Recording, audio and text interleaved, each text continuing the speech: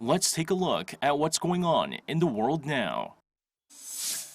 For the second day in a row, fierce storms ravaged southern Italy on Monday, killing at least one person while triggering landslides and leaving roads and fields flooded.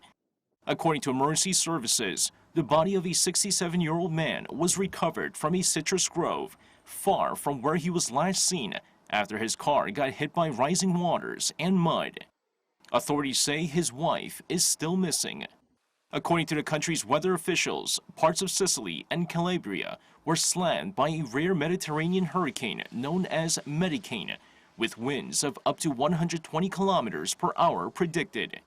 On Sunday, as much as 300 millimeters of rain fell near Catania in just a span of few hours, nearly half of the average annual rainfall on the Mediterranean island.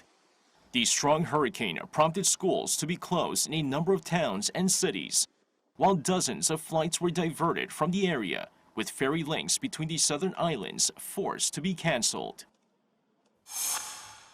Speaking to the British Parliament on Monday, Facebook whistleblower Frances Haugen says Facebook will fuel more episodes of violent unrest around the world due to the way its algorithms are designed to promote divisive content.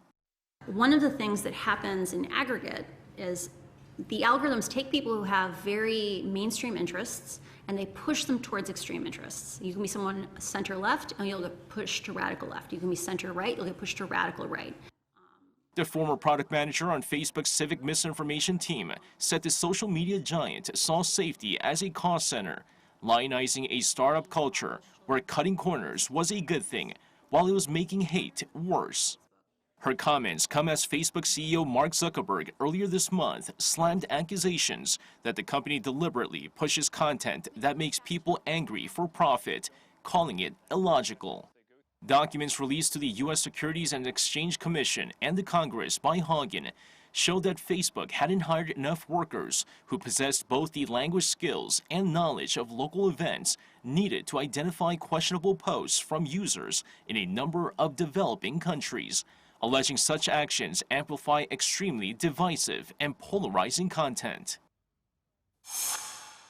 Nigeria became the first African country on Monday to launch a digital currency known as the E-NAIRA. The country's leaders say the move will expand access to banking, enable more remittances, and could grow the economy by billions of dollars. However, both experts and cryptocurrency users in the country say there are more questions than answers regarding the digital currency, noting that a large amount of worry stems over the consistency of its central bank's rules, meaning the government now faces a tough path to make the E-NAIRA a success. So far, $487,000 in E-NAIRA have been issued to financial institutions. Nigeria now joins the Bahamas, who are the first to launch a general-purpose central bank digital currency known as the sand dollar. However, China currently has ongoing trials, while Switzerland and the Bank of France have announced Europe's first cross-border experiment. 이승재, Arirang News.